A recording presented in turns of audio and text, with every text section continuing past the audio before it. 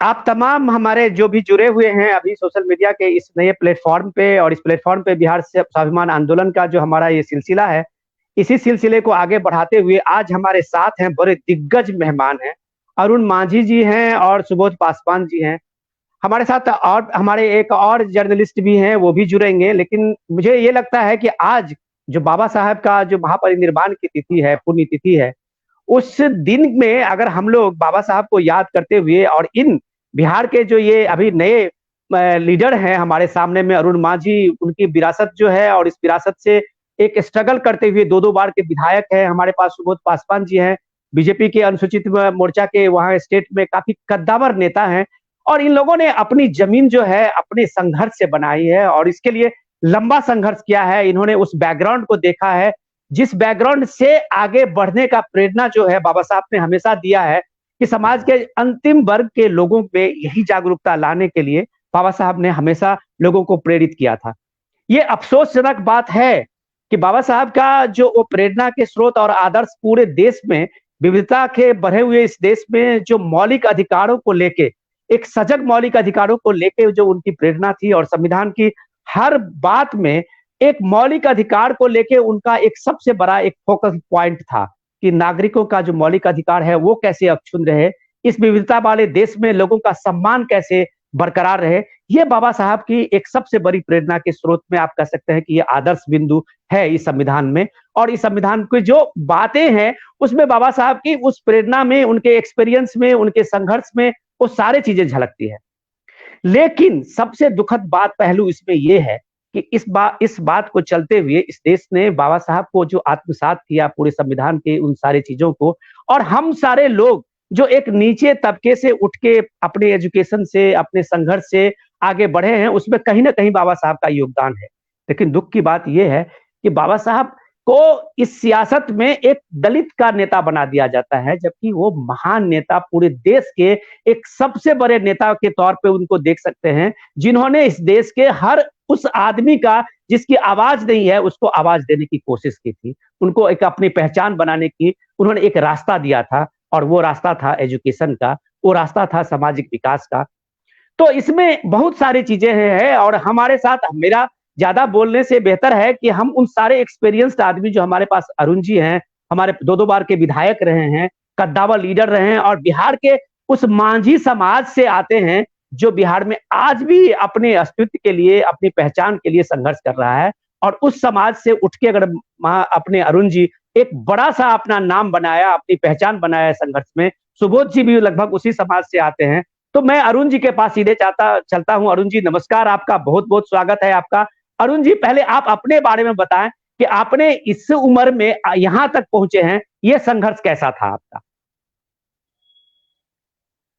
पूरा जीवन संघर्ष से ही जुड़ा हुआ था, क्योंकि हमारे राजनीति जीवन में न तो मैं किसी बाप दादा के नाम से यहाँ आया हूँ, नहीं किसी पूर्वज के नाम से यहाँ आया हूँ। मैं स्वयं अपने बलबूते तक यहाँ तक आया हूँ।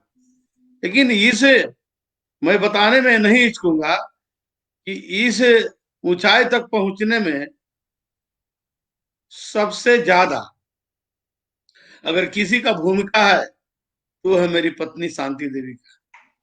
वाह। क्योंकि उन्होंने काफी मेहनत किया मेरे आगे बढ़ाने के लिए, मेहनत किया। सोच नहीं सकते हैं कि किस मेहनत करके और हमको यहाँ तक लाई है। बहुत लोग नहीं जानते हैं अभी। मैं आपके इस चैनल के माध्यम से बताना चाहता हूँ कि मैं पहले तो बिना माई बाप का नाम लिखाए स्कूल में, और अपने से एक गंजी, संडो गंजी, और वो जो छेद वाला प्लास्टिक वाला गंजी रहता था पहले हाँ हाँ हाँ हाँ।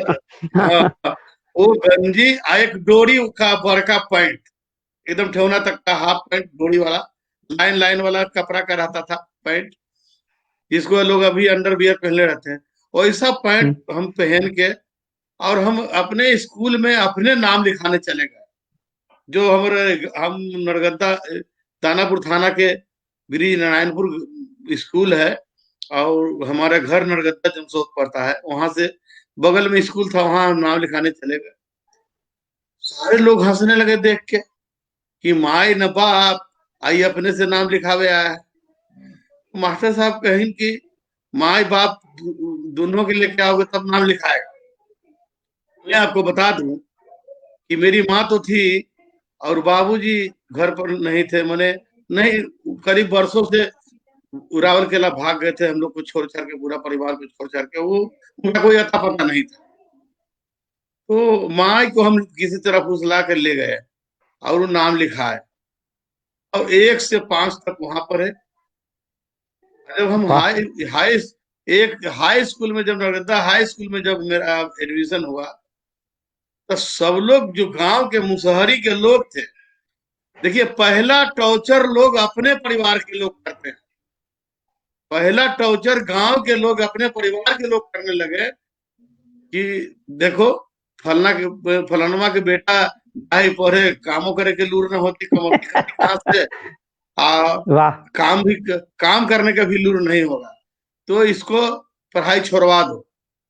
और गांव के किसान लोग चाहते थे कि पढ़ाई छोड़ के मेरे यहाँ कार्यवाही करे और मेरा भैंस का खाना खिलावे, गाय का खाना खिलावे। लेकिन मैं किसी तरह मैट्रिक पास किया और वाह मैं बीएस कॉलेज दानापुर में एडमिशन लिया।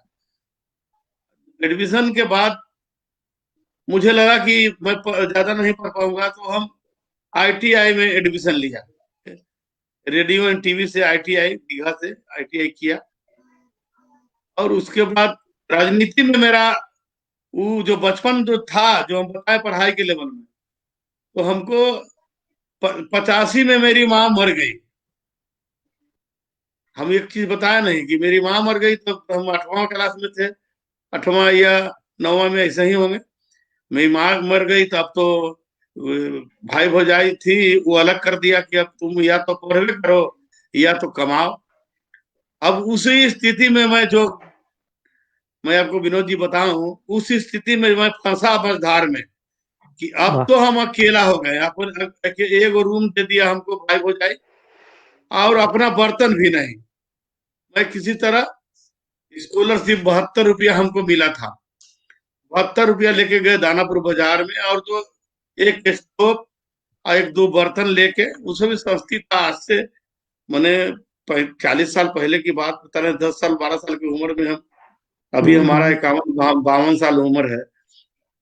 तो उस समय हुआ का कि वो तो हम अलग पकाने लगे और हमको अब कमाना पड़ने लगा। कमाने लगे तो अब वो स्कूल भी जाना है, 9 10 बजे स्कूल है, सरकारी स्कूल है 10 बजे, और पढ़ना भी है। अरुण जी, तो उस मैं बीच में एक रोकूंगा। ये, ये मुझे लगता है कि शायद सुबोध जी का डिस्कनेक्ट हो गया, या मैं ये जानना चाह रहा था कि आप सही मामले में बाबा साहब के आदर्शों को, उनके जीवन के संघर्ष को अपने जीवन पे उतारा, अपने जीवन में उतारा, जी और जी आपको लगा कि जो शिक्षा है, एजुकेशन जो है, बगैर एजुकेशन के आप अपनी उस ऊंचाई पे नहीं पहुंच सकते, आप समाज जी में अपनी जगह नहीं बना सकते, आप जो है अपने समाज के लोगों के लिए नहीं कुछ कर सकते जब तक कि आप एजुकेशन नहीं लेंगे। यही बाबा साहब जी जी कहते थे। जी जी जी आपकी आपने अपने इस चर्चा में अभी आपने अपनी पत्नी का नाम लिया, मैं तो सबसे ज्यादा सैल्यूट उनको करना चाहूंगा कि उन्होंने आपके लिए, आपके जीवन में एक रास्ता बनाने के लिए, मुझे लगता है कि आपसे बड़ा सपना तो उन्होंने देखा, और उन्होंने सपना देखा कि आपके संघर्ष के वो एक बड़ा साथी बन गए, और वो साथी इस तरह से बने कि आपको विधायक के क्या कुर्सी भी दिलाने में मुझे लगता है कि उन्होंने बहुत जानदार भूमिका निभाई। तो ये सारी स्थिति में मैं ये जानना चाहूंगा कि ऐसे परिवार, जो परिवार के का जो सामाजिक बैकग्राउंड नहीं है, एजुकेशन बैकग्राउंड नहीं है, उस परिवार के बीच से अरुण मांझी टाइप का एक लड़का उभर के आता है और एक संघर्ष करता है अपने लिए राजनीति में जगह बनाना, ये कितना कठिन है बिहार जैसे जगह में, अरुण जी? बहुत कठिन है।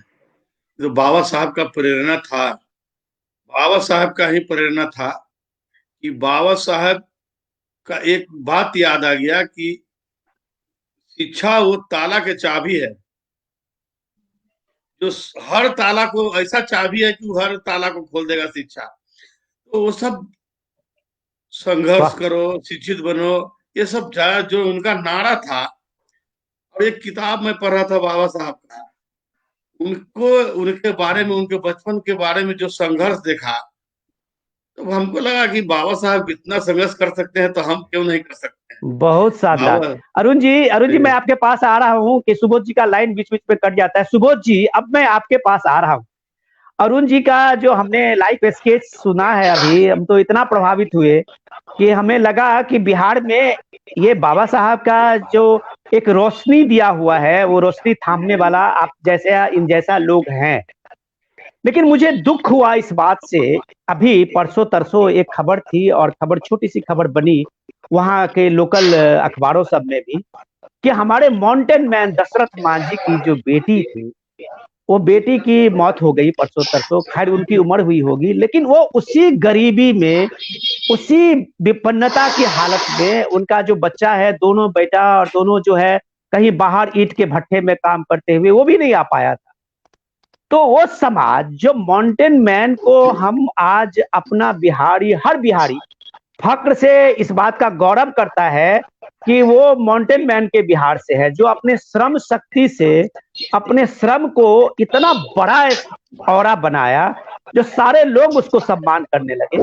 और अगर उसके परिवार की हालत ऐसी रही, तो क्या सुबोध जी ऐसा लगता नहीं है कि जो सामाजिक न्याय की बात हम लोग करते हैं, और ये इतनी बड़ी सियासत है, उस सामाजिक न्याय में अंतिम व्यक्ति पर जो बैठा हुआ है हमारा समाज, उसको अभी भी सही में न्याय नहीं मिला है सुबोध जी?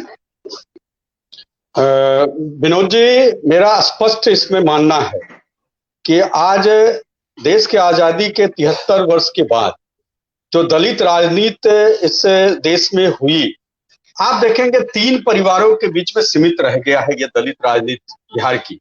एक माननीय अरुण भाई के समाज से आने वाले खुद जीतन राम मांझी जी हैं, जो बिहार के मुख्यमंत्री भी रहे। दूसरा एक रामविलास जी जो स्वर्गीय हैं अपने, उनका चेहरा रहा।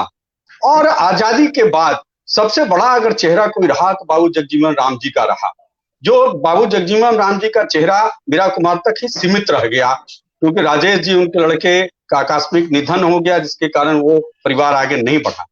लेकिन मेरा एक सवाल तो विनोद जी बनता है, और मैं बार बार बिहार के तमाम अपने वर्ग में, अनुसूचित जाति वर्ग में इस बात को रखता हूं कि 73 साल आज जो बागडोर रहा, वो बड़े बड़े चेहरे को रहा, भारत सरकार के मंत्री रहे, मुख्यमंत्री रहे, सरकार में अभिन्न अंग में रहे, कांग्रेस के राज में भी। लेकिन जो बिहार की दलितों की स्थिति है, वो वही का वही सीमित रह गया। और जो उनके अपने परिवार थे, वो सिर्फ उन्हीं पे सीमित रह करके वो अपने परिवार को आगे बढ़ाए, समाज को वहीं पे छोड़ दिए। मेरा ये हमेशा विनोद जी, बिहार के अंदर मैं हर मंच से और हर कार्यक्रम के माध्यम से पंचायत पंचायत तक इस बात को रखता हूं, और आपके आशीर्वाद से आने वाला समय में परिवर्तन होगा। अरुण जी जिस संघर्ष से आए हैं, ऐसे लोग अब आगे आ रहे हैं और बिहार बढ़ेगा। और आपका यह कहना बिल्कुल सही है।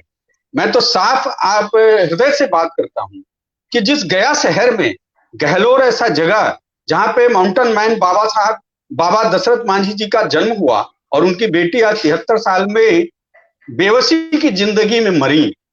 माउंटेन मैन, बड़ी बड़ी सभाएं होती है, कितनी सरकारें बन गई, कितना सरकार उनके नाम पे बनी, वोट की राजनीति हुई, लेकिन उस परिवार के विषय में आज तक वहां से 4 बार के सांसद हरि मांझी जी भी चिंता नहीं कर पाए।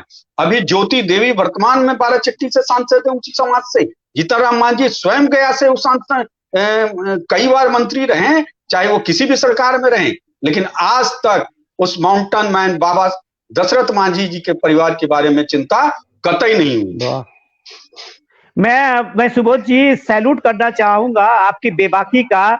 जो बात सच तरह से अपने बिहार में लीडर बोल नहीं पाते हैं, उस बात को बेबाकी से आपने रखा है। और आपने बेबाकी से रखा है कि दलित राजनीति में जो एक परिवार का एक तरह से सामंती ये व्यवस्था बन गई, ये दलित राजनीति में आज अगर सुबोध जी, आज अगर अरुण जी एक चेहरा नहीं बन पाते हैं, जो एक सबसे गरीब परिवार से उठ के आते हैं और राजनीति में अपना पूरा जीवन लगाते हैं, और अगर ये बिहार में एक चेहरा नहीं बनते हैं, तो मुझे ये बात कहना पड़ेगा कि ये बेईमानी है। लेकिन मैं अरुण जी से पूछना चाहूंगा, जो अरुण जी आज भी सुबोध जी ने जो बात कही है कि जिस माउंटेन मैन को लेके हम आप सारे लोग गौरव से फक्र के साथ कहते हैं कि ये हमारे बिहारी संघर्ष का एक सबसे ऊंचा सिरमौर है, और वो माउंटेन मैन है। उसके नाम पे फिल्म बनी, लाखों करोड़ों लोगों ने उसको मार्केटिंग किया, उसको बेचा, उसको कमाया, लेकिन उसके परिवार में एक रोशनी नहीं जा पाई। उसके परिवार में कुछ सियासत हुई। मुझे याद है कि माउंटेन मैन के दशरथ मांझी के बेटे को आरजेडी ने ट्रैप किया, जब लगा नीतीश जी ने उसको एक दिन के सांकेतिक चीफ मिनिस्टर बनाए, तो वो आरजेडी में उनके बेटे को लाया और वो राजनीति वहां लोकल लेवल पे शुरू हो गई। लेकिन सिर्फ क्या दलित के नाम पे सियासत होती रही, और बाकी जो एजुकेशन है, आप अरुण जी आप विधायक रहे हैं, आप एक जनता दल यूनाइटेड में आपने पार्टी में भी अच्छा आपका ये रहा है, क्या एजुकेशन के नाम पे हम इस इलेक्शन में जब देखते थे कि बच्चियां हमारी उस मांझी के परिवार को, समाज के परिवार के सब स्कूल ड्रेस में पहनी होती थी, लेकिन वो लोग स्कूल नहीं जा पाते हैं बच्चे, ऐसा ये अवेयरनेस क्यों नहीं हो रहा है उस समाज में कि बच्चों को स्कूल तक लाया जाए? ये कहां से चूक है और ये गैप कहां से है अरुण जी? देखिए, मैं आपको बतला दूं कि हम लोग जब पढ़ते थे आज से 40 साल पहले, तो किसी मुसहरी से आसपास, हमारे आसपास 10 मुसहरी है लगातार, जमशेद, नरगदा, सिकंदरपुर, आसफपुर, इसे इसे इलाकों में मुश्किल से 1-2 लड़का पढ़ते थे हम लोग, बहुत कम। एक मुसहरी में से एक अकेले हम, और अकेले पढ़ते थे, और एक जमशेद से पढ़ता था लड़का, बाकी गांव, आसपास के गांव में एकदम एक भी लड़का नहीं पढ़ता था। तो हुआ क्या था कि देखिए, पहले होता था कि स्कूल के बैग, स्कूल में जो किताब है, झोला है, बैग है, इसके वजह से स्कूल में कपड़ा पहन के जाने वाला, बहुत गरीबी में हम लोग थे, है ना, कि पैंट गंजी पहन के हम गए थे नाम लिखाने, तो उतना तक लोग को मन में आ जाता था, अभी भी आ जाता है कि आज हम नाम लिखा देंगे, कल हम कहां से उसको कॉपी किताब कर देंगे। लेकिन मैं बताना चाहूंगा, अब हम बैठे हैं तो कहें कि सरकार के पक्ष ले रहे हैं। ये जब सरकार आई, जब स्कूल ड्रेस और पोशाक का पैसा मिलने लगा, मैं बताना चाहता हूँ ये एनडीए की सरकार जब 2005 में बना, तब 2007 में महादलित आयोग का गठन हुआ। हमारा भाजपा जदयू के गठबंधन था, और उस समय से स्कूल को चिन्हित किया गया। 35 लाख बच्चे बिहार के स्कूल से बाहर थे, और वो बच्चे को लाने के लिए टोला सबक का बहाली किया गया, और वो बच्चे को ला करके वो इस घर पर पढ़ाना, और जब पढ़ने लायक हो जाए तो इसको स्कूल में ले जाकर नाम लिखाना। इस तरह से अब करीब 7,000 बच्चे स्कूल से बाहर हैं, जैसे आंकड़ा सरकार का है। लेकिन शहरी क्षेत्र में मैं आपको बतलाना चाहता हूँ, क्योंकि मैं शहर में रहता हूँ, अब मैं शहरी क्षेत्र, गांव में भी घर है, शहर में भी घर है, इसलिए दोनों जगह इंदिरा आवास के घर है। एक चीज मैं आप बता देना चाहता हूँ कि ये शहर में एक भी बच्चा मांझी समाज का नहीं पढ़ रहा है, एक भी बच्चा नहीं। उस मुसहरी में स्कूल भी है, आपको स्कूल मुसहरी के अंदर है, दूसरा बच्चा वहां पढ़ रहा है, मुसहरी का बच्चा खेल रहा है। इसमें सबसे बड़ा कारण मैं बताना चाह रहा हूँ कि उसका सबसे बड़ा कारण है माँ बाप का रुचि। किसी बच्चे को माँ बाप का रुचि पढ़ाई की ओर काहे नहीं जा रहा है, मैं अरुण जी आपकी बात, मैं आपकी बात को समझा, आपका संघर्ष को भी हम लोगों ने देखा है, और बिहार के लोगों ने आज पहली बार, मैं कह रहा हूं बिहार के हमारे हजारों लोग जुड़े हुए हैं अभी, हर लोगों ने आज पहली बार आपके संघर्ष को जाना है। लेकिन मैं सुबोध जी के पास से एक चीज जानना चाहूंगा। सुबोध जी बहुत बेबाकी से बोलते हैं कि सुबोध जी, बिहार में दलित की सियासत कैसे रही है? हम लोगों को याद है कि लालू जी जब चीफ मिनिस्टर थे तो दलित सियासत का वो जलवा था। कि हमने देखा था कि उस समय में चरवाहा विद्यालय के नाम से लालू जी ने खूब ढिंढोरा पीटा, उसके इंटरनेशनल मैगजीन सब में उसकी कवर स्टोरी बनी और ये बताया गया कि बिहार जो है उसमें एक नया एक्सपेरिमेंट शुरू हुआ है, चरवाहा विद्यालय, जहां माल मवेशी के साथ बच्चा है वही स्कूल हो जाएगा। तो क्या बिहार ने सिर्फ सियासत की हमेशा, एक जो अरुण जी कह रहे हैं कि उसके माँ बाप को और उसके बच्चों को स्कूल के प्रति अभिरुचि नहीं बनी, तो क्या सिर्फ बिहार में दलित की सियासत हुई, एक कोशिश नहीं हुई कि उसके माँ बाप में एक विश्वास जगे कि उसके बच्चे स्कूल तक आए? सुबोध जी देखिए, बिहार का बड़ा विचित्र स्थिति है विनोद जी। आप जिस चरवाहा विद्यालय का बात किए, चरवाहा विद्यालय सही में पूरे यूरोप के अंदर शिक्षा की पद्धति वही है, लेकिन जो पहल लालू प्रसाद जी का था वो पहल सिर्फ दलित वोट बैंक तक सीमित रह गई थी। और चरवाहा विद्यालय आज के दिन में कोई भी सरकार विनोद जी अगर कोई योजना लाती है तो आने वाला भी सरकार चाहे किसी भी दल का हो उस योजना को आगे बढ़ाती है। लेकिन आज वो सरकार, चरवाहा विद्यालय जो बना वो सिर्फ एक लूट की बात। दूसरा बात कि माननीय अरुण जी जो अभी बात कर रहे थे, बड़े भाई अरुण जी, और अरुण जी ये शिक्षा का जहां तक बात है, आज जो देश की स्थिति है, अपने सामाजिक वर्ग की स्थिति है, अनुसूचित जाति वर्ग की स्थिति है, क्लास 1 से 5 तक जाते जाते 85% बच्चे ड्रॉप हो जाते हैं अपने क्लास से, अपने काम में लग जा रहे हैं। ये हमारा आंकड़ा नहीं है, ये केंद्र सरकार का आंकड़ा है। आप सामाजिक न्याय अधिकारिता मंत्रालय का जो एनुअल ये संस्करण आता है उसका आंकड़ा हम आपको बता रहे हैं। आज रिपोर्ट जो आता है उसका आंकड़ा बता रहे हैं। आज 5वां से 10वां जाते जाते 56% बच्चे ड्रॉप हो जाते हैं। मात्र हमारे पास जो अनुसूचित वर्ग में शिक्षा का जो स्तर है वो 6 से 7% ग्रेजुएशन लेवल तक जाने का है। और जहां तक आप बात कर रहे हैं कि सरकार का, देखिए चाहे किसी भी दल की बिहार के अंदर सरकार रही, शिक्षा जो अपने अनुसूचित वर्ग की शिक्षा की जो स्थिति है उसमें शिक्षा का तो बिहार का बदतर से बदतर स्थिति है। इसमें अरुण जी चाहे वो हम भी सरकार के गठबंधन में हैं, लेकिन जब अपने समाज के हित की बात आएगी तो इसमें मैं बोलने से पीछे नहीं हटता हूं। और ये रीजन होना चाहिए कि ये सच्चाई देश को पता चलना चाहिए। आज जो शिक्षा का क्या स्तर है बिहार में, विनोद जी जिस महादलित कमीशन का आप बात किए वो लूट के अलावा कुछ नहीं था। क्या रेडियो का पूरा जो पैसा गया वो पैसा सही सुचारू रूप में काम किया? क्या महादलित कमीशन के अंदर सारे दलित बस्तियों में एक प्राथमिक विद्यालय का गठन का बात था, हो पाया क्या? अरुण जी ये बात पे आप तो सदन में रहे हैं और उस पीरियड में रहे जब महादलित कमीशन यहाँ वर्क कर रही थी। अभी तो गठन भी नहीं है पिछला 7 साल से।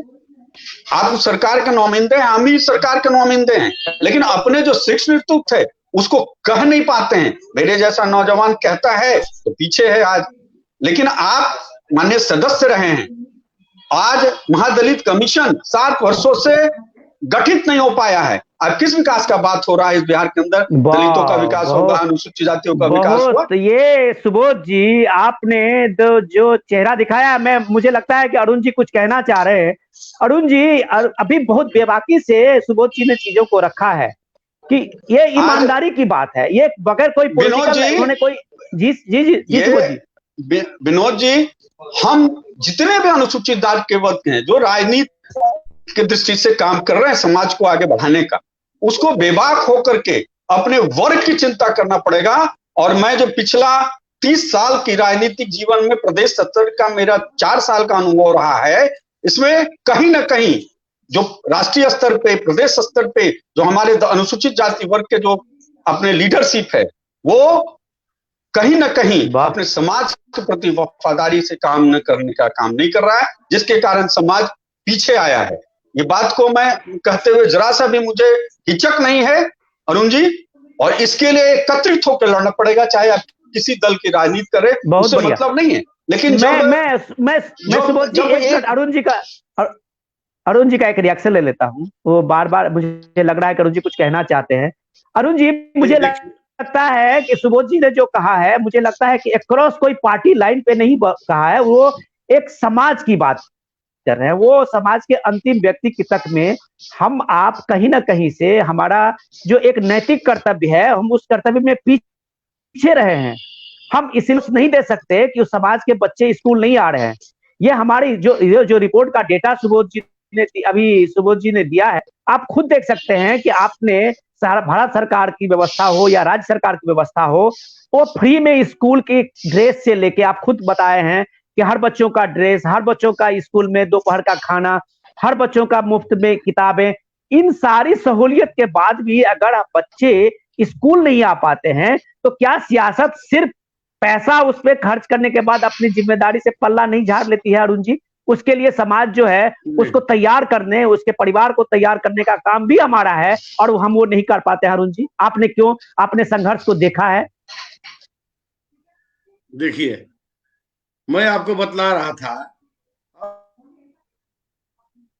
और सुबोध जी अनुसूचित जाति के कितना % साक्षर है वो बता रहे हैं। हम केवल आज आपके बीच में दशरथ मांझी माउंटेन मैन के बारे में और उस समाज के बारे में बताने के लिए हम बैठे हैं आपके पास।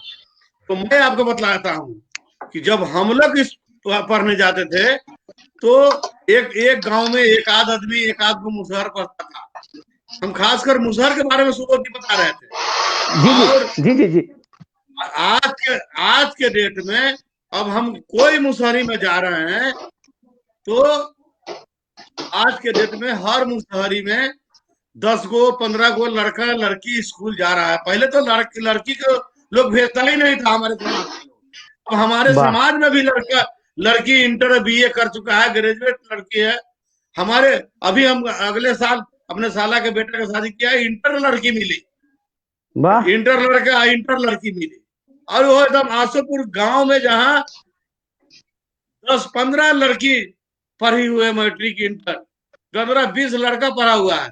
और जब हम लोग के समय था तो वहां एक भी लड़का पढ़ा हुआ नहीं था।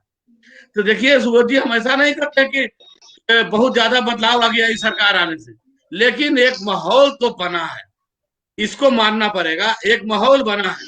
आज जो घर में, आज हमारे घर में सारे बच्चे पढ़ रहे हैं, हमारे जो आस पड़ोस के गांव है वहां पर के सारे बच्चे अधिकतर बच्चे पढ़ने स्कूल जा रहे हैं। हाँ, एक चीज आपका अच्छा लगा कि मैट्रिक आते आते बहुत से लोग ड्रॉप कर जाते हैं। बहुत सही बात बोले, 7वां तक पढ़ के छोड़ देता है, अब ओकरा में 1-2% मैट्रिक कर जाता है, ग्रेजुएशन 1-2 कर जाता है। ये बात सही है। लेकिन मैं अरुण जी आपसे ये जानना चाहूंगा, हमारे समाज, आप बिहार में अगर मुझे लगता है कि सबसे अगर पिछड़ा दलित समाज कोई है तो वो आपका जो मांझी समाज है, मुसहर समाज है। नीतीश जी ने शायद आपकी सरकार में उन्होंने इसीलिए दलित महादलित का अपना एक नया कॉम्बिनेशन लाया था। क्या इतने प्रयास के बाद भी क्या पिछले 10 साल में क्या उस दलित के, उस महादलित परिवार में से क्या हम 5 गजेटेड ऑफिसर, क्या हम 5 क्लास 1 का ऑफिसर, क्या हम उस परिवार में से 5 कुछ गरीब परिवार में से लोगों को, ऐसे लोगों को हम सामने में ला पाए जिनके लिए हमने ये दावा किया था कि महादलित कैटेगरी डालने से इस समाज का एक भला होगा, आरक्षण में इन लोगों की अपनी स्पेस होगी, इनकी पहचान हो जाएगी? क्या ऐसा हुआ क्या? नहीं, ये ऐसा तो हम लोग ग्रेजुएट अफसर तो नहीं ला सके, ये बात तो सही है आपकी, और इस पर पहल होनी चाहिए थी। और रहा बात दशरथ बाबा का परिवार का, तो उन पर भी जैसे सुबोध भाई ने बताया कि सब लोग हैं, वहीं से ज्योति जी हैं, सीताराम मांझी हैं, वहां से कई हरि मांझी जी हैं, रामजी मांझी हुए, राजेश मांझी हुए सांसद। अब इतने लोग वहां विधायक बने हैं और गया में, और कोई परिवार को देखने वाला नहीं हुआ, नहीं। कम से कम आज मैं उनका परिवार के बारे में जब हम पूरा छानबीन किए, कल आप हमको बताए थे, हम उसे जाते रहते थे उनके पास, लेकिन जब हम आज पता लगा है तो मैं बताना चाहता हूँ सुबोध जी और विनोद जी आपको कि दशरथ मांझी के एक बेटा एक बेटी, एक भागीरथ मांझी बेटा और लौंगिया देवी है बेटी। दशरथ मांझी के जो बेटा भागीरथ जी, उनके एक ही बेटा, माने एक ही पोती, उनका वंश चलाने वाला पोता नहीं है। जी। दशरथ मांझी का एक पोती है और पोती का 4 औलाद है। और उनका जो पोती का जो हस्बैंड मिला है वो ग्रेजुएट है। मैं एक बहुत बड़ा बात बताना चाह रहा हूँ कि उनका जो दशरथ मांझी का पोती का वाह। हस्बैंड है वो ग्रेजुएशन किया हुआ है और आज भी वो गांव के खेत में मजदूरी कर रहा है, ग्रेजुएट लड़का। वाह। कि सर रोने लगा बात करते करते।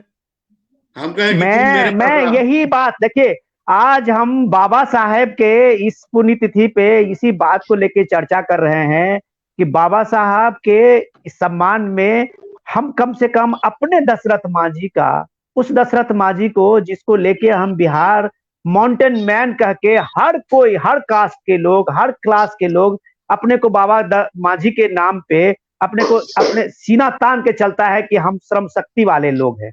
और उसके परिवार में अगर उसका पोता ग्रेजुएट करने के बाद भी अगर खेत में मजदूरी का काम करता है, तो मैं कहता हूं कि हमारी सारी पॉलिसी जो सुबोध जी बता रहे थे और ये बेबाकी सी बता रहे थे कि हमारी सारी पॉलिसी, हमारी सारी योजनाएं फ्लॉप है, फेल है। सुबोध जी, ये अरुण जी, मैं इसी जी बात को लेके सुबोध जी के पास जा रहा हूँ। सुबोध जी, हम आप भी तो एक जिम्मेदार पार्टी के, एक जिम्मेदार अनुसूचित जाति मोर्चा के आप रहे हुए हैं, आपने समाज के हर तबके के हर जगह को देखा है, आपने बाबा मांझी के भी परिवार का, वो दशरथ मांझी का जो भी रोल है, आपने उनका कंट्रीब्यूशन है उनको भी देखा है। क्या हमारी आपकी ये सबकी जिम्मेदारी नहीं होती है कि हम एक बार उसके परिवार को झांक के देखें, हम उसके व्यवस्था को देखें कि जो मांझी ने, आप आज उसको 4 लेन की सड़क बन गई है, आपको उसके सम्मान में आपने बड़े बड़े संगमरमर के स्टैच्यू बना दिए, उसके नाम पे फिल्म बन गई और उसके परिवार को कोई देखने नहीं गया। क्या ये सुबोध जी, क्या हॉस्पिटल, हम सारे road, political school, parties school के सब बना। सब बन गए, लेकिन उसके परिवार में एक आपने चस्पा, एक नौकरी तक के लिए भी नहीं कर पाया? तो क्या ये इसका जिम्मेदारी सब पे नहीं है सुबोध जी? ये सारे बिहारियों पे बिल्कुल नहीं है? बिल्कुल, खासकर जो 16% बिहार की आबादी जिस बिरादरी से बाबा दशरथ मांझी आते थे, तो कुल अनुसूचित वर्ग का 16% जो है हिस्सेदारी उस समाज की है, विनोद जी। और उस समाज से कई लीडर आए हैं। अच्छा। चाहे वो गया से हो, चाहे वो पूर्णिया, किशनगंज, अररिया में भी काफी आबादी है इस समाज की। जिस वर्ग से बाबा दशरथ मांझी जी आते हैं, उस तरफ से भी काफी लोग उस बिरादरी से राजनीतिक में आए और मंत्री रहे, कहीं भी रहे, लेकिन किसी ने पहल नहीं किया। मुझे कहते हुए विनोद जी, कहीं कोई दिक्कत नहीं है। अरुण जी हैं वहां, अरुण जी भी 2 बार के रहे हैं विधायक, और सदन में बाबा साहेब, जिस प्रकार बाबा साहेब भीमराव अंबेडकर को 90 के 10 से पहले जो 10 झेलना पड़ा था, और कोई भी अनुसूचित जाति वर्ग का 100 कुछ सांसद होने के बावजूद, यहाँ 38 विधायक और होने के बावजूद भी उस समाज से बाबा दशरथ मांझी और मांझी उनके परिवार के विषय में एक भी पहल नहीं हुई। सरकार अपने वोट बैंक की राजनीति, और सरकार जो गिनाने का काम कर रही है कि हमने वो सड़क का नाम बाबा दशरथ मांझी रख दिया, उनके गहलोर में अस्पताल बना दिया, स्कूल का नाम दशरथ मांझी कर दिया, लेकिन आज उस परिवार लौंगिया देवी जो बीमारी से मरी, उसका इलाज और दवा का पैसा तक नहीं था। और मैं आपको अरुण जी स्पष्ट बता देता हूं कि 4 दिन पहले गया का देवानंद पासवान जी और डॉक्टर वीरेंद्र पासवान जी को उनके गहलोर भेज करके उनका इलाज के लिए व्यवस्था बनवाने का प्रयास किया था, लेकिन आज उनको हम लोग सबों के बीच में जाना था, एक उम्र भी हो गई थी। लेकिन आज कोई भी आदमी जो राजनीति कर रहा है बिहार में, दलित राजनीति कर रहा है, अनुसूचित वर्ग की राजनीति कर रहा है, वैसे बहुत से ऐसे परिवार हैं, उनका लिए चिंता करने का कोई काम नहीं किया। जहां तक आप बात कर रहे हैं कि उनका एक सुबोध जी, मैं बीच में 1 मिनट रोकूंगा, माफी चाहूंगा, क्योंकि हमारे साथ में राजेश राज जी हैं, वो वरिष्ठ पत्रकार हैं, और बिहार में मुझे लगता है कि हर चप्पा चप्पा वो शायद इसी इलेक्शन के टूर में उन्होंने ये किया है और एक्सपीरियंस लिया है। हमने अभी कल परसों इनसे भी बात की थी, तो इन्होंने जो एक्सपीरियंस बताया था कि बाबा दशरथ मांझी का और उनके परिवार का, दशरथ मांझी के बाद की वो विरासत का, मैं राजेश से जानना चाहूंगा। अभी वो जुड़ गए हैं, वो जा रहे थे आगरा के टूर में, कहीं गाड़ी खड़ा करके वो यही बात करने के लिए कहीं से खड़े हो गए हैं। तो मैं पहले 1 मिनट सुबोध जी, मैं माफ चाहते हैं आपसे परमिशन लेते हुए उनके पास जाऊंगा और मैं उनसे पूछूंगा कि राजेश जी, बाबा मांझी का उस विरासत पे हम लोग उस विरासत के हिस्सा तो नहीं बन पाए, इतना सौभाग्य नहीं हुआ, लेकिन हम लोगों ने पढ़ा लिखा है कि हम लोगों ने जो पढ़ा उनके बारे में कि उसने ने जो बिहार को दिया है, बिहार का हमारा कोई लीडर ने आज तक वो सम्मान नहीं दिला पाया जो बाबा मांझी ने दिया है।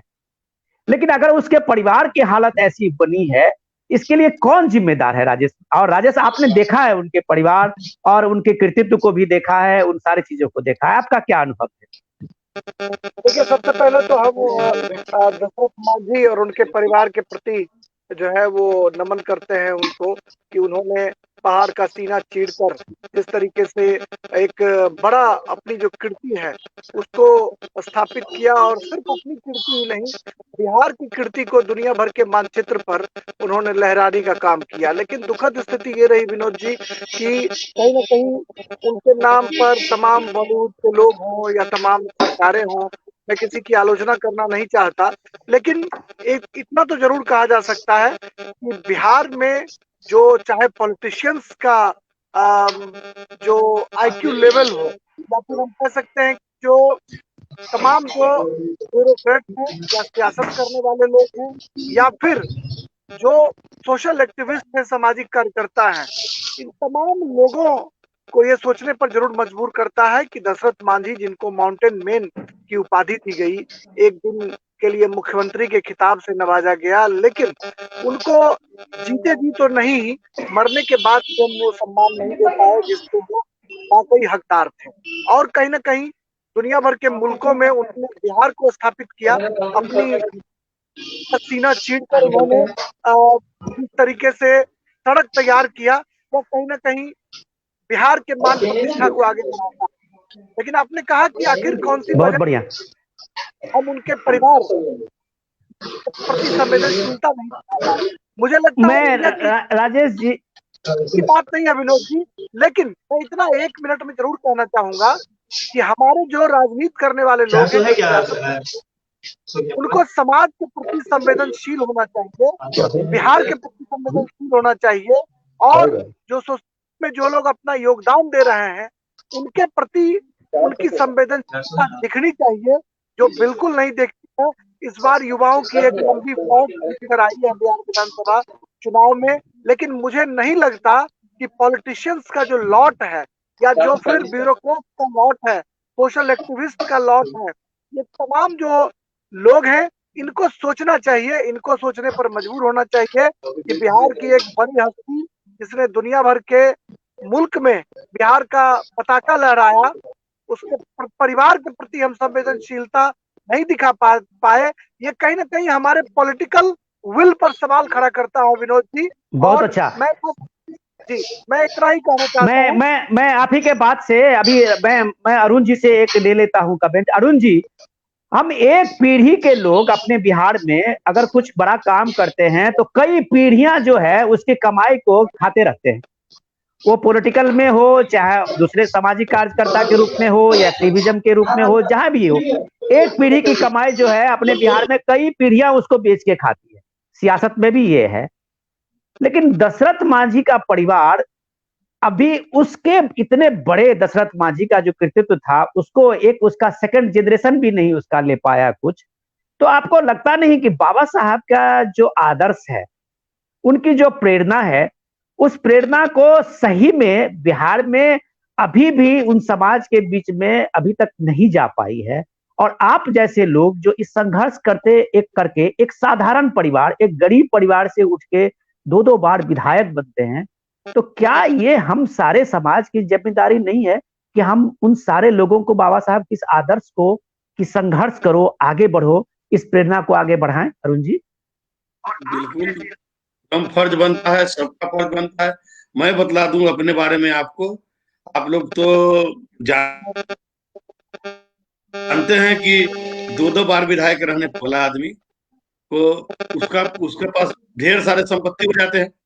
लेकिन मैं आपको बताना चाहता हूँ विनोद जी, जहां मैं बैठा हुआ हूँ एक किराए के फ्लैट में मैं हूँ, ये किराए के घर में हूँ।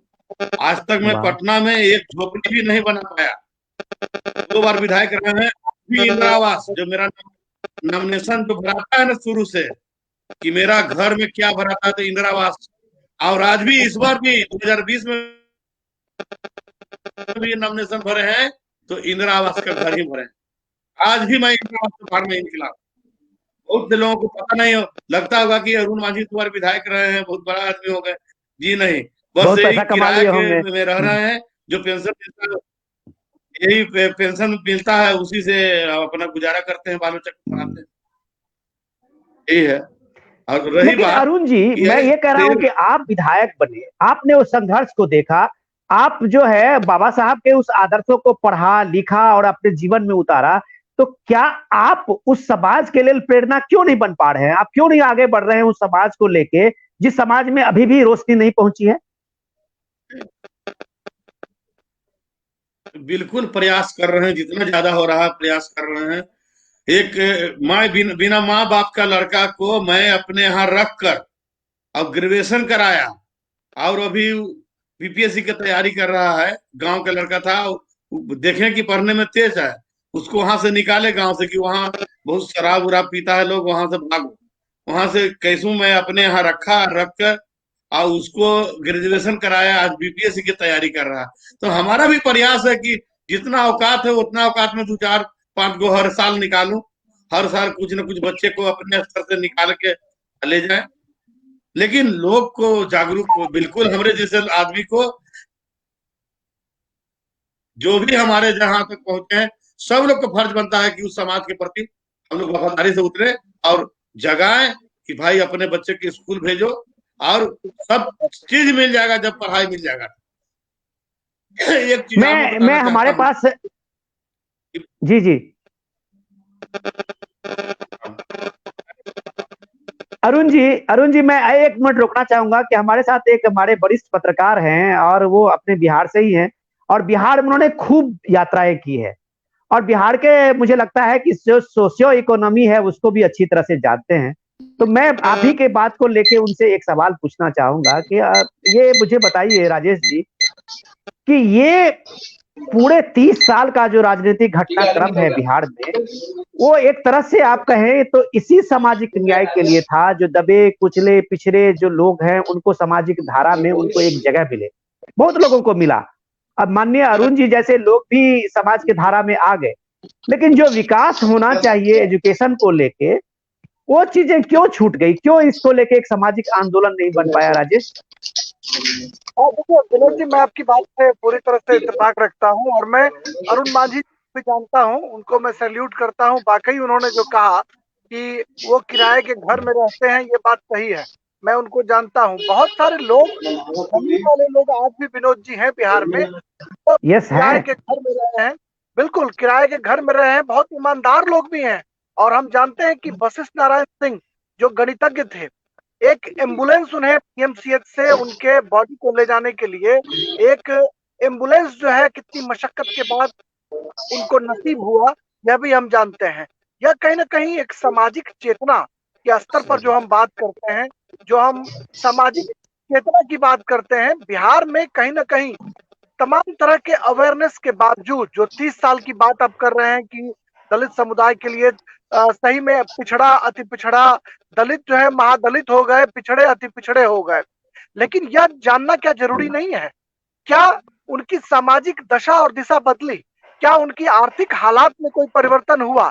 क्या स्कूल में जो लोग पढ़ा रहे हैं, वो कौन लोग पढ़ा रहे हैं? जो कल तक गोली और बंदूक चलाते थे, जो चाय की दुकानों पर बैठकर गपशप करते थे, उनको अंगूठा छाप मुखिया ने एमए और पीएचडी पास नौजवानों को बहाल करने के बजाय उन गोली बंदूक चलाने वालों को स्कूल में बहाल कर दिया। मैं अपने गांव का उदाहरण आपको देकर के बताता हूं।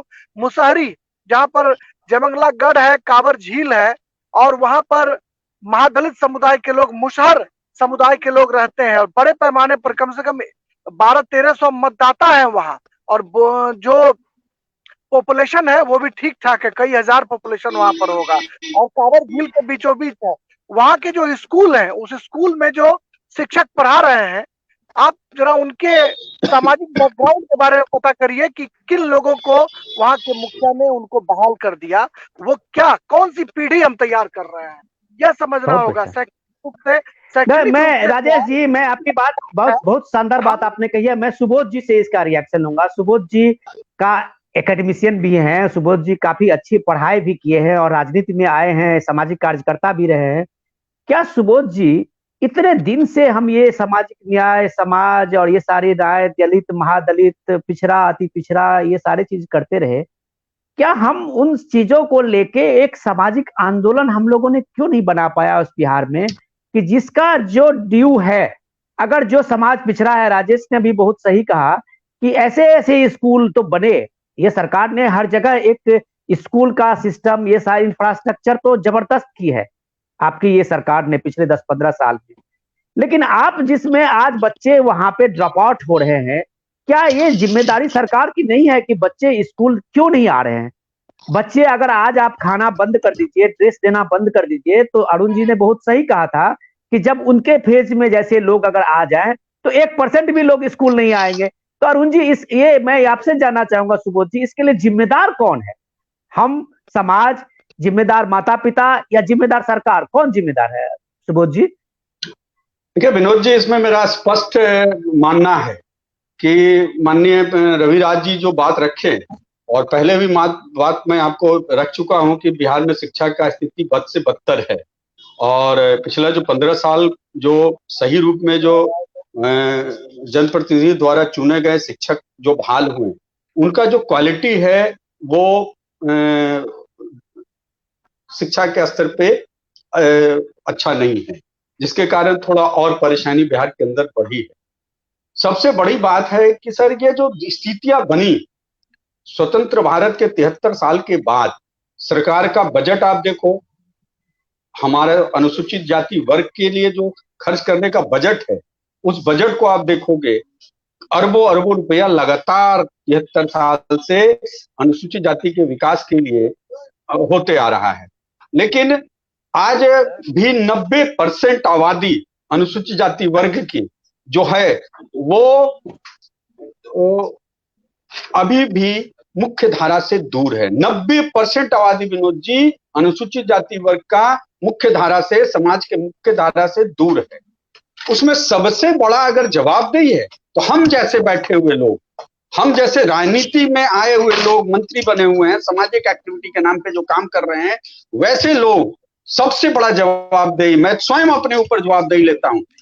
अरुण जी, जैसे आप बता रहे थे कि एक लड़का को आप बीपीएससी कराएं, मैं आपको दावा के साथ कहता हूं, आप मेरे साथ आप चलो, आपके फुलवारी शरीफ विधानसभा क्षेत्र में मैं आपको बताता हूं कि पिछले टर्म में 10 आपके समाज के लड़का बीपीएससी इंटरव्यू तक गया, और इंटरव्यू में वो 10 का 10 छटने का काम किया। मैं व्यक्तिगत रूप से जानता हूं, मैं खुद उन लोगों के बीच में जाकर के उनके शिक्षा पे काम कर रहा हूं। और उनको एक और मैं विनोद जी बता दूं कि बिहार के अंदर दलित चैम्बर ऑफ कॉमर्स भी मैं लॉन्च किया। अपने समाज को व्यवसाय के तरफ भी रुख जोड़ने का प्रयास मेरा चल रहा है, लगातार मोटिवेशन का काम चल रहा है। और अरुण जी, पिछले बार 10 लड़के सिर्फ और सिर्फ आपके फुलवारी विधानसभा से बीपीएससी क्वालिफाई किए थे, और बैकुंठ मांझी जैसा ऐसा व्यक्तित्व है जो इस काम को दिशा में दे रहा है। आप जानते हुए होंगे बैकुंठ मांझी जी को। और जो शब्द विनोद जी आया, महादलित कॉन्सेप्ट जो बना, टोला सेवक कॉन्सेप्ट जो बना, वो बैकुंठ मांझी ही लेकर के पी रमैया जी के पास गया था। आज उस व्यक्ति के साथ भी धोखा से इस सरकार ने काम करने का काम किया, ये मैं अच्छी तरह अरुण जी जानता हूं। इससे बात आप भी इनकार नहीं कर सकते हैं, और कहीं ना कहीं आपके दिल में भी बात है कि टोला सेवक का निर्माण कैसे किया गया, उस पे ऊपर क्या चला। ठीक है, सरकार की पहल आई, लेकिन जो महादलित कमीशन में जो लूट की बात हुई, आज भी वो शक के दायरे में है, जांच का विषय है, निगरानी उसको जांच कर रही है।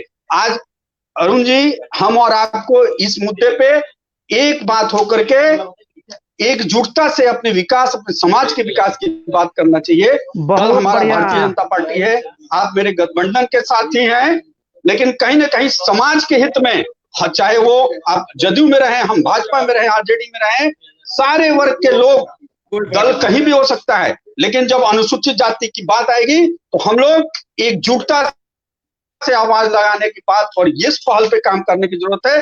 तब जाकर के सच्ची दशरथ मांझी और बाबा साहेब भीमराव अम्बेडकर को सच्ची श्रद्धांजलि दे करके हम और आप समाज को आगे बढ़ाने का काम करेंगे। इस दिशा में काम करने की आवश्यकता है। और अपने समाज को, सुबोध जी, मैं आपको सैल्यूट करना चाहूंगा कि जिस बेबाकी से आपने बात रखी है। हम अरुण जी को इसी बात के लिए हमने आग्रह किया था कि हम लोग खुल के बात करेंगे।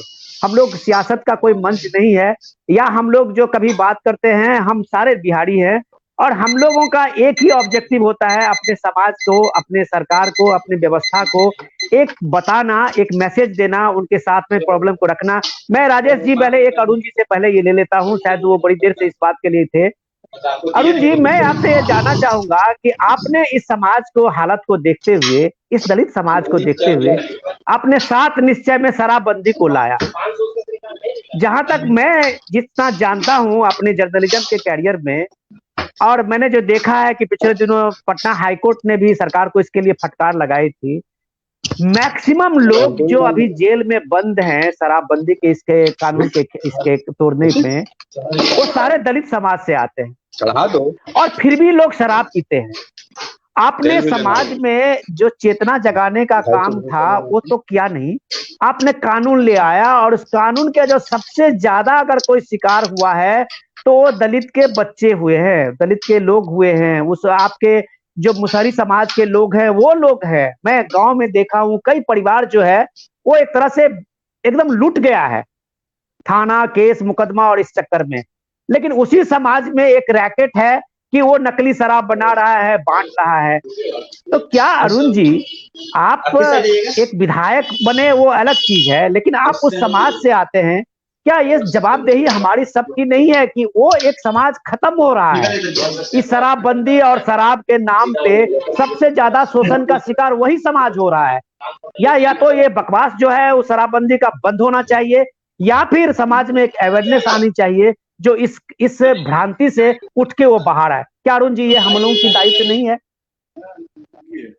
इस शराब का जो मामला है ये पूरे बिहार में दलित और महादलित के प्रति, अभी ये जो जिला है, जो जहानाबाद, पटना और आसपास के जिला अर्बन है, भोजपुर है, इसके अलावा उत्तरी बिहार में अगर चले जाइए, उत्तरी बिहार में आप चले जाइए, मांझी समाज इतना जागरूक है कि वो लोग शराब का सेवन बहुत कम करते हैं।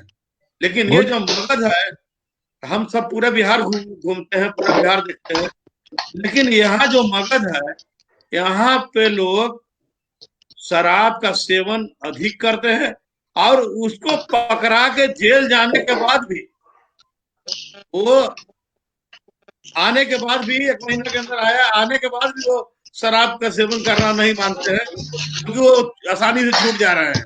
दूसरी चीज मैं आपको बताना चाहता हूँ कि हमारे समाज के लोग, हमारा एक कार्यक्रम था, उस कार्यक्रम में डॉक्टर सीपी ठाकुर ने हमसे पूछा कि अरुण जी, मुसहर का बाल नहीं पकता। आप अभी गांव में? हाँ, मैंने देखा है। हाँ, हमारे कई साथी सब है गांव, सबका उसका कभी बाल नहीं पकता है। नहीं, मुसहर का बाल नहीं पकता है। इस पर हम भी किए कि कहा नहीं पकता है। मैं आपको बता देना चाहता हूँ कि 50 साल से नीचे, 35-40 बरस में ही शराब पीते पीते वो मर जाता है, तो बाल कहाँ पकेगा? 50 के पारे नहीं करता तो बाल कहाँ पकेगा? इसलिए शराबबंदी तो अच्छा कानून लाया गया था, लेकिन लोग उसको मानने के लिए तैयार नहीं है। लेकिन एक चीज है, गरीब गुरबा की तो परेशानी हो रही है। गरीब गुरबा जेल में है। मैं अभी ब्योर इलाके से शादी से लौट रहा था, बाहर कुछ लोग छूटने वाला होंगे, जेल के बाहर 15-20 को हमारे मुसहर समाज के लोग बाहर बैठे हुए थे। हम पूछे कि भाई तू यहाँ पर जेल के पास कहाँ बैठा हुआ? मैं अभी 2-3 घंटा पहले की बात बता रहा हूँ। बोला कि आज निकले लहाथिन, यह में से निकले लहाथिन। तुम नहीं, मैं जान रहा हूँ कि हमारे परिवार से लोग जेल जा रहे हैं, छूट रहे हैं, लेकिन उसको जो छूट के आता है उसको हम पूरा प्रयास करते हैं छूटने, जेल जाने से पहले भी, कि आप शराब को छोड़ो, बाल बच्चा के पढ़ाओ। और हम लोग से लड़ने लगते हैं, आप नहीं जानते हैं। वो लड़ के झगड़ा लड़ाई पर उतर जाएगा, मारा पीटी तो उतर जाएगा। कहेगा कि तू खाए ला दे देवे हमरा, तू खाए ला दे देवे, ऐसा ऐसा नहीं, भाषा। मैं अरुण जी, मैं ये बात समझा कि वो लड़ने झगड़ने पे तैयार हो जाते हैं, लेकिन मैं आपसे ये जानना चाह रहा था कि ये हमारी एक जिम्मेदारी है। हमें अगर समाज को सुधारना, आप बाबा साहब अम्बेडकर के पुण्यतिथि पे हम बात कर रहे हैं, उसने उस समाज में कितना संघर्ष किया होगा। अरुण जी, जिस तरह से आपको समाज के कई लोगों ने इस तरह यहाँ इस मुकाम पे पहुंचने में मदद की होगी, शायद बाबा साहब को भी कई समाज के लोगों ने किया, ऐसे मदद की होगी। आप जानते हैं कि समाज उनको पूरा स्पॉन्सर महाराज ने किया था। आप जानते हैं कि कोई कई परिवार ऐसे थे जो बाबा साहब के एजुकेशन को लेके सजग थे। तो ये समाज को बनाने के लिए कोई एक लोगों की जिम्मेदारी नहीं होती है, पूरा समाज लगता है, तब जाके पूरा समाज बनता है। राजेश जी कुछ कहना चाह रहे थे, मैं एक बार जल्दी से उनका ले लूं कि हाँ राजेश जी आप बताएं। आप, मेरे पास टाइम भी कम है और मैं सुबोध जी के पास भी जाऊंगा। नहीं, मैं सबसे पहले क्षमा प्रार्थी हूँ कि मैं रास्ते में कल प्रधानमंत्री जी मेट्रो रेल का वो आधारशिला रख रहे हैं वीडियो कॉन्फ्रेंसिंग से, वही कवर करने के लिए मैं आगरा जा रहा था। अचानक से वायदा था, इसलिए मैं रास्ते में रुक करके कनेक्ट हुआ। मेरा सिर्फ इतना ही कहना है, सुबोध जी भी अच्छा बोल रहे थे, मैं उनकी बातों से इत्तेफाक रखता हूँ। बीजेपी में रहते हुए बहुत बेबाकीपूर्ण तरीके से वो अपनी बात रख रहे थे। सामाजिक चेतना की मैंने बात की, पॉलिटिकल विल पर मैंने सवाल खड़ा किया, और कहीं ना कहीं जो हमारा जो कास्ट सिस्टम है बिहार में, कम से कम जो सामंतवादी व्यवस्था रही है, उसके बीच पिछड़े और महादलित समुदाय के तमाम जो बड़े पॉलिटिकल लीडर हैं, उनको बहुत सम्मान देने का काम भी हुआ, सम्मान उनको दिया गया। लेकिन समाज का एक बड़ा तबका आज भी उपेक्षित है, सोसाइटी से कटा हुआ है, शैक्षणिक रूप से पिछड़ा हुआ है, अस्पताल की हालत जर्जर है। जो सियासत करने वाले लोग हैं उनमें क्वालिटी का बहुत अभाव है, और इस अभाव को दूर करने की जिम्मेदारी हम और आप और तमाम लोगों की है कि इस पॉलिटिकल क्वालिटी जो है, क्वालिटी वाले लोग कैसे बिहार में एमएलए बने जो अपनी बात को रखें। बहुत सारे लोग, एक से एक लोग जो है वो चुनकर आते हैं, लेकिन विधानसभा में अपनी बात कायदे से रख नहीं पाते हैं। उनका जब मुंह खुलता है तो पता चल जाता है कि ये बिहार के एमएलए हैं। तो मुझे ये कहने में कोई गुरेज नहीं है कि जो पढ़े लिखे, जो अच्छे क्वालिटी वाले लोग हैं, सामाजिक समीकरण का ध्यान रखना, सामाजिक समीकरण के तहत टिकट देना, सामाजिक समीकरण पर एमएलए या एमपी चुनकर आना कोई गुनाह नहीं है। उन्हें समाज में प्रतिष्ठा जरूर मिलनी चाहिए। जो श्रम, जिसका श्रम पर अधिकार है, उन्हें। मैं समझा, आपने बहुत बेसिक बात कही है।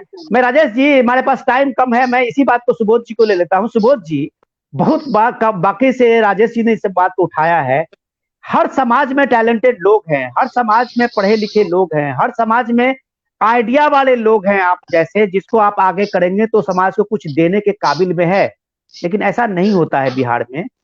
30-30 साल से वही चेहरे हैं जिनके पास अब कोई आइडिया नहीं है, जिनको अब कुछ समाज के लिए करने का कोई मुद्दा नहीं है। तो बिहार में इस तरह की चीजें क्यों नहीं बदलती है, नए चेहरे क्यों नहीं सामने आते हैं? दिक्कत क्या है सुबोध जी इसमें? देखिए विनोद जी, इसमें सबसे बड़ा, पहले भी मैं बात रखा कि इस बिहार की अनुसूचित वर्ग की राजनीति में 3 परिवार का ही आज आजादी के बाद से एक हेरिडिटी चला आ रहा है। सबसे बड़ी बात है कि सबसे ज्यादा अगर किसी भी राजनीतिक दल की घबराहट जो है वो अनुसूचित जाति वर्ग के पॉपुलेशन पे, उनकी जनसंख्या पे। और मैं दावे के साथ कह सकता हूं विनोद जी, बिहार के पॉपुलेशन में 2,86,00,000 मतदाता अनुसूचित वर्ग से आते हैं। अगर ये हमारे राजेश राज जी कवर कर रहे होंगे बिहार को, तो ये डाटा ही छुपाया गया है बिहार के। और डर इस बात का है, ये डर इस बात का है कि अगर 24% वोटर एकजुटता के साथ खड़े अगर हो गए अनुसूचित जाति वर्ग का, तो इस सत्ता पे काबिज हो जाएंगे।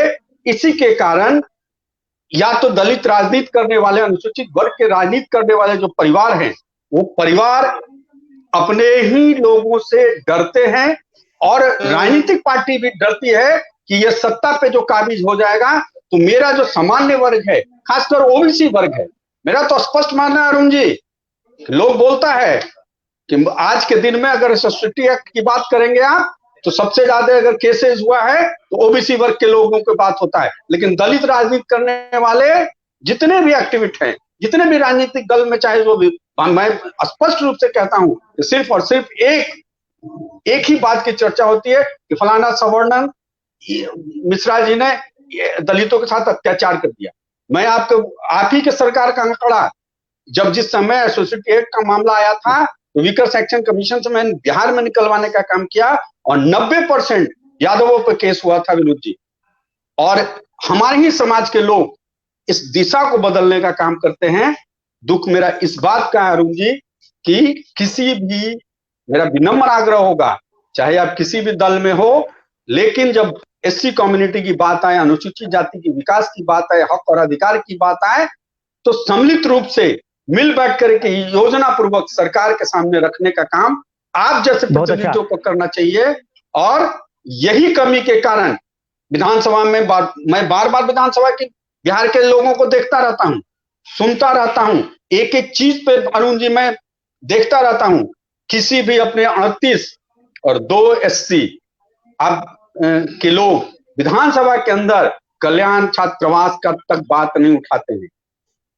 आज कल्याण छात्रावास जहां से अनुसूचित जाति के वर्ग के लोग आ सकते हैं, उसकी दुर्दशा क्या है, इसके लिए आज तक अरुण जी आप बताइए कि कौन से ऐसे विधायक जनता के प्रतिनिधि जो अपने समाज के लिए विधानसभा के अंदर बात उठाया। मैं कई विधायकों को जानता हूं, मैं मिल के बात रखा हूं। सुबोध जी, हमारे पास टाइम कम है, हम अगर एक दिन और इस पे बात करेंगे। मैं एक बार अरुण जी से इस पर रिएक्शन ले लेता हूं। अरुण जी, बहुत क्लास का लगा मुझे आप लोगों से बात करके, मुझे लगा रही नहीं कि समय कब खत्म हो गया इसका। और इतना कम से कम बिहार को समझने और जानने का मुझे लगता है कि पहली बार मुझे मौका मिला है बाबा साहब के इस पुण्यतिथि के अवसर पे, कि यहाँ झोल क्या है। झोल जो है वो सत्ता का है। अरुण जी, ये सत्ता का जो सबसे बड़ी जो लालच है और सत्ता का जो एक हनक है, आप भले ही हमारे समाज में सामंती सोच के लिए आप कुछ खास कास्ट का नाम ले लें या कुछ खास कास्ट तो ये कर दे, मुझे तो लगता है कि सामंती जो सोच है वो हर जात में है। जैसे ही कोई जात आगे बढ़ता है वो सामंती व्यवस्था उसके दिलो दिमाग में छा जाती है। आप अभी तक एक किराए के मकान में रह के राजनीति को एक सेवा का आदर्श बनाए हुए हैं। आपने मुझे बताया था अभी चर्चा में भी कि आप जिस समय में एजुकेशन ले रहे थे या राजनीति में कदम रखे थे, आपकी पत्नी वहां कूड़ा बीन के और उसको बेच के आपके इस राजनीतिक जीवन को आगे बढ़ा रही थी। अरुण जी, क्या आप उसी जगह पे खड़े होके क्या आप दूसरों के लिए एक प्रेरणा बनाने के लिए, क्या इस समाज के लिए आप इस तरह से नहीं कर सकते हैं कि एक फेयर लोगों को आने का मौका मिले, नए लोगों को इसमें आने का मौका मिले, तब जाके इस समाज का भी भला होगा? बिल्कुल बिल्कुल, आपकी बात में दम है। और हम लोग को प्रयास करना ही पड़ेगा। ऐसे बिना प्रयास करके नीचे से लोग ऊपर नहीं आ पाएंगे। हमारा सुबोध जी कह रहे थे, हम लोग को प्रयास से ही नीचे के लोग ऊपर आएंगे और तभी इस समाज का विकास होने वाला है। मैं आपके बात से सहमत हूँ और मैं हमेशा लगा रहता हूँ समाज के। और जहां तक अनुसूचित जाति विद्यालय के बारे में कहे सुबोध जी, जब मैं विधायक था तो अनुसूचित जाति जनजाति विधानसभा में एक कमेटी है, उस कमेटी में मैं मेंबर था। उसके तहत पूरे बिहार में भ्रमण किया और सभी विद्यालयों को मैंने देखा और देख करके माननीय मुख्यमंत्री जी को बताया कि वहां पर पंखा नहीं है, रसोईया नहीं है, सब जगह बहाल करवाया, पंखा लगवाया। लेकिन जितना ज्यादा औकात था उसके हिसाब से मैं लड़ाई लड़ा और मैं लड़ता रहूंगा। बहुत बहुत धन्यवाद आप सबका। और मैं सुबोध जी माफी चाहूंगा, हमारे पास टाइम कम है। राजेश जी और अरुण जी, हम लोग इस चर्चा को जारी रखेंगे। ये बाबा साहब की आज पुण्यतिथि है, एक बहाना था हम लोगों को बात करने की, लेकिन मैं इतना आपसे वादा करता हूं कि हम लोग चाहे जिस भूमिका में हो, अपने पत्रकारिता में हो या राजेश जी हो, सुबोध जी हो, हम लोग आपकी आवाज को, आपकी ताकत को बढ़ाते रहेंगे, बशर्ते कि आप समाज के लिए काम कीजिए। वो मुखौटा जो बना हुआ है राजनीति का, उस तो मुखौटा को उतारिए। बिहार सबल तब होगा जब बिहार का हर परिवार, आज अभी सुबोध जी ने कहा, मुझे बहुत अच्छा लगा कि अगर उस आपके मुसहर समाज से 10 बच्चे निकल के बीपीएससी के कंपटीशन में फेस करने के लिए इंटरव्यू तक आते हैं, तो बिहार के लिए सैल्यूट करने वाली बात है। और मुझे लगता है कि बाबा साहब का आज कहीं होंगे तो उनको भी अच्छा लगेगा कि बिहार में आज दलित समाज के सबसे पिछड़े वर्ग में से 10 बच्चा एक फुलवाड़ी शरीफ में से उठ के आता है और बीपीएससी की तैयारी में वो कम्पीट करने के मोड़ पे पहुंचता है। वो नहीं करता है, वो क्यों नहीं करता है मुझे नहीं पता, ये आप बताएंगे कि सत्ता में कि ऐसा क्या हो पाता है कि वो कम्पीट नहीं कर पा रहा है। लेकिन अगर वो वहां तक पहुंच रहा है तो बिहार काफी आगे बढ़ा है। मैं सुबोध जी आप तमाम लोगों से जुड़ने के लिए बहुत बहुत धन्यवाद। हम उम्मीद करते हैं कि आगे भी हम इस तरह की चर्चा करते रहेंगे। आप सबका तहे दिल से शुक्रिया। नमस्कार। नमस्कार विनोद जी, अरुण भाई नमस्कार। नमस्कार।